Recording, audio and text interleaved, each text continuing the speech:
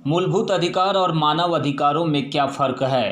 कुछ इसी तरह के सवालों का जवाब देते हुए एपीआई के राष्ट्रीय अध्यक्ष धीमान विजय मानकर ने कहा है कि इन दोनों अधिकारों में काफ़ी अंतर है।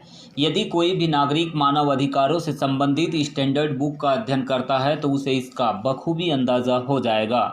उन्होंने बताया कि वोट देने का अधिकार, नागरिकता का अधिकार और राजनीतिक अधिकार यह मूलभूत अधिकारों की श्रेणी में आता है, लेकिन यह अधिकार भी हमारे संविधान में प्राथमिक तौर पर ही विद्यमान है।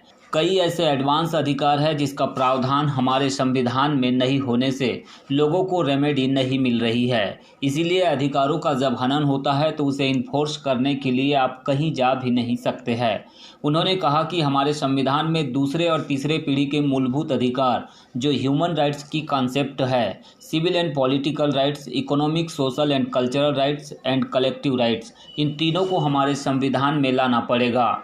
और नए तरीके के जो अधिकार है जिसमें साइंस और टेक्नोलॉजी के राइट्स है, उन्हें भी संविधान में इनकॉर्पोरेट करना पड़ेगा। तब जाकर भारत के नागरिकों के अधिकार सही तरीके से सुनिश्चित होंगे। तो मुकेश कुमार गावंडी जी ये छत्तीसगढ़ से हमारे एपीआई की युवा कार्यकर्ता है।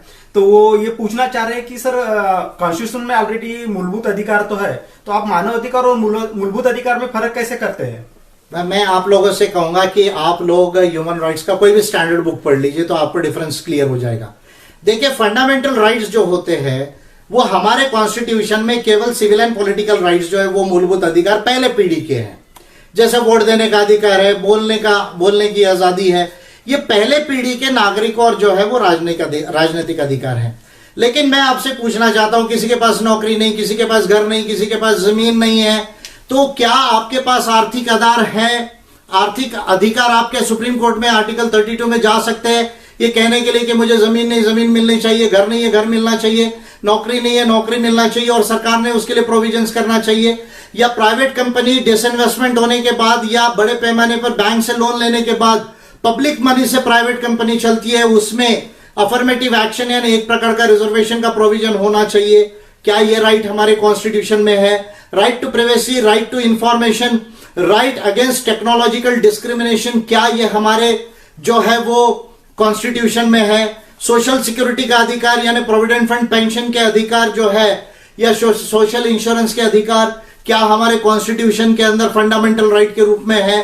तो ऐसे कई अधिकारों का एनालिस्टिंग मैं कर सकता हूं। या जल जमीन जंगल का जो मालिक होना चाहिए, जो सब सरफेस राइट्स, जमीन के नीचे जो मिनरल वेल्थ है वो आदिवासियों की, उस पर उनका अधिकार है। ये इंडिजिनियस राइट्स क्या हमारे कॉन्स्टिट्यूशन के अंदर है? क्या हमारे कॉन्स्टिट्यूशन में आदिवासियों को एबोरिजिनल यानी इंडिजिनियस माना है? ये वर्ड जो है हमारे कॉन्स्टिट्यूशन के अंदर में जो है वो एब्सेंट है। जो गवर्नर है, गवर्नर 5वीं अनुसूची का हेड होता है, लेकिन उसको जो है पूरी ट्राइबल एडवाइजरी काउंसिल मिलकर भी गवर्नर अगर गलत करे तो उसको हटाने का कोई प्रोविजन हमारे कॉन्स्टिट्यूशन में नहीं है। तो ऐसे कई लिस्टिंग मैं कर सकता हूं जो हमारे कॉन्स्टिट्यूशन में नहीं है। और ये सारे राइट्स जो है वो ह्यूमन राइट्स के अंदर अवेलेबल है। जो 3 पीढ़ी के अधिकार होते हैं उसमें पहले पीढ़ी के अधिकार, जिसको नागरिक और राजनीतिक अधिकार कहते हैं, वो भी प्राथमिक तौर के केवल भारत के संविधान में, एडवांस तरीके के अधिकार भारत के संविधान में नहीं है। और यही कारण है कि आप देख रहे हैं कि रोज आंदोलन हो रहे हैं, रोज बड़े बड़े आंदोलन हो रहे हैं, लेकिन आपको रेमेडी नहीं मिल रही है। वो रेमेडी इसलिए नहीं मिल रही है क्योंकि आपके कॉन्स्टिट्यूशन में राइट्स एब्सेंट है और इसलिए आप उसको एनफोर्स करने के लिए कहीं जा नहीं सकते और आपको रेमेडी नहीं, इसलिए आपको रोड पर आना पड़ रहा है।